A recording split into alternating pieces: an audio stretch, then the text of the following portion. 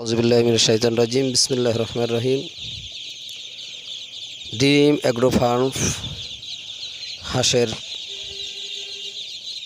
বাচ্চা পালন পদ্ধতি নিয়ে কিছু কথা।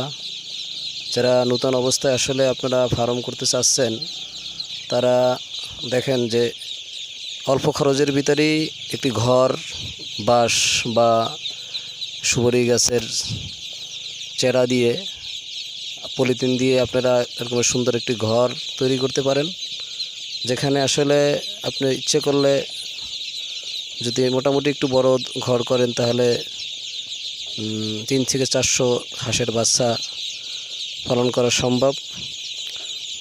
আপনি দেখতে পারতেছেন যে আমরা হাঁসের বাচ্চা 20/7/2025 তারিখে আনছি।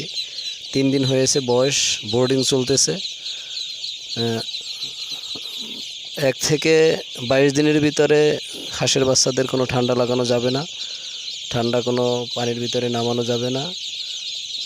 এরকমের আপনারা আসলে যদি ইচ্ছে করেন যে আপনারা একটি ফার্মের ব্যবস্থা করবেন, করতে পারেন, ট্রাই করতে পারেন, দেখতে পারেন। হাঁস পালন পদ্ধতি সম্পর্কে বিভিন্ন ইউটিউবে বিভিন্ন কথা, বিভিন্ন তথ্য দেওয়া হয়েছে। আপনারা যদি সেটা ফলো করেন, কিভাবে ওষুধ খাওয়াবেন, কিভাবে বোর্ডিং করবেন, কিভাবে হাঁসের বাচ্চা পালন করবেন, অবশ্যই অনেক দক্ষ বা অভিজ্ঞ ইউটিউবাররা অনেক সময় আপনাদের সাথে কথা বলেন।